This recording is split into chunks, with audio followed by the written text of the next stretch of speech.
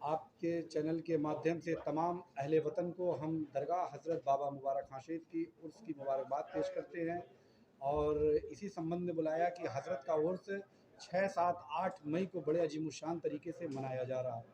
अच्छा, हज़रत कब से यहाँ पर स्थापित हुई है? उर्स की परंपरा कब से चली है?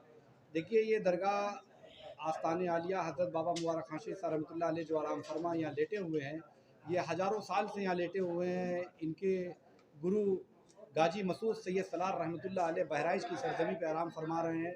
उन्होंने इन्हें गोरखपुर की सरजमी पे भेजा है, तो ये हज़ारों साल से उर्स मनाया जा रहा है। इसी क्रम में आपको एक बात बताना चाहेंगे कि सम्राट लेखक मुंशी प्रेमचंद ने जो ईदगाह कहानी चिमटे वाली हामिद लिखी हुई है, ये वही उर्स वही मेला है जिन्होंने सम्राट लेखक मुंशी प्रेमचंद ने लिखा है। जैसे कि आप बता रहे 6, 7, 8 को जो है उर्स मनाया जाएगा, तो 6, 7, 8 कार्यक्रम किस प्रकार है? 6 तारीख को जलसा ईद मिलादुन्नबी का प्रोग्राम है, दस्तारबंदी का प्रोग्राम है, गुस्ल शरीफ का प्रोग्राम, गुस्ल का प्रोग्राम है, तमाम रवायती प्रोग्राम जो दरगाह की है, धुलाई वगैरह ये सब होते रहेंगे। 7 तारीख को कव्वाली का मुकाबला है जुनैद सुल्तानी से और वसीम साबरी से। जुनैद सुल्तानी बदायूं से आ रहा है, वसीम साबरी दिल्ली से आ रहा है। 8 तारीख को इसी क्रम में शरीफ परवाज कानपुर से चल के आ रहा है, वसीम साबरी दिल्ली से आ रहे हैं। तो शानदार मुकाबला कव्वाली का होगा। आपके चैनल के माध्यम से तमाम अहले वतन को ये गुजारिश करते हैं कि हज़रत के उर्स में आएँ, हज़रत के आस्ताने पे आएँ, मन्नतें मांगें, मुरादें मांगें, हज़रत के फैज़ से फैज़याब हों। तो वहीं कव्वाली का भी भरपूर क्या नाम है आनंद लें। और यहाँ पे जो मेला लगता है, जो हज़ारों साल से जिसका जिक्र मुंशी प्रेमचंद जी ने किया है, उसको भी देखें, उसको भी समझें।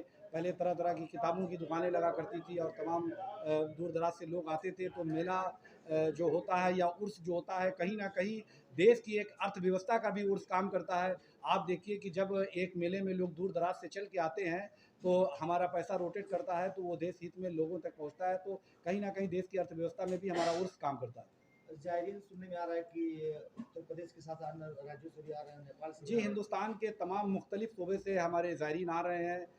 लद्दाख से चल के भिक्खू सेंगर साहब आ रहे हैं, तो वहीं दिल्ली से विवेक मुनि जैन जी आ रहे हैं, तो वहीं सुशील महराज जी दिल्ली से आ रहे हैं। हिंद के राजा मेरे ख्वाजा के गद्दी नशीन हाजी सैयद सलमान चिश्ती साहब को भी आना था, लेकिन उनका मलेशिया के प्राइम मिनिस्टर के साथ प्रोग्राम लग गया, इस वजह से वो नहीं आ पा रहे हैं। श्री सतनाम सिंह संधू साहब भी जो चांसलर चंडीगढ़ यूनिवर्सिटी है, उनको भी आना था, वो उनका प्रोग्राम यूएस में है, देखिए वो आ सकते हैं कि नहीं।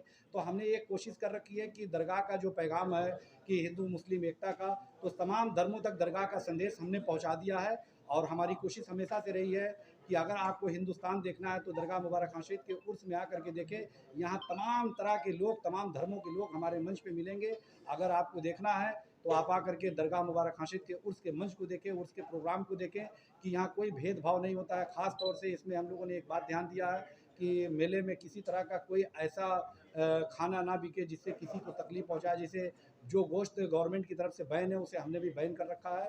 वो नॉन वेज का कोई इस तरह का नहीं रहेगा जो बैन है। तो हमने हर बातों पे ध्यान दिया। अपने ज़ायरीनों के लिए पानी का इंतज़ाम, छाँ का इंतज़ाम, खाने का इंतज़ाम, लंगर का इंतज़ाम, उनके नहाने का इंतज़ाम, सारा इंतज़ाम हमने कर रखा है। आपके चैनल के माध्यम से गुजारिश करते हैं कि तमाम लोग जहाँ तक हमारी आवाज़ पहुँच रही है, वो हज़रत मुबारक खां शहीद के उर्स में पहुँचे और हज़रत के फैज़ से फैज़याब हों। सदर साहब, एक सवाल ये है, 2024 का लोकसभा चुनाव चल रहा है।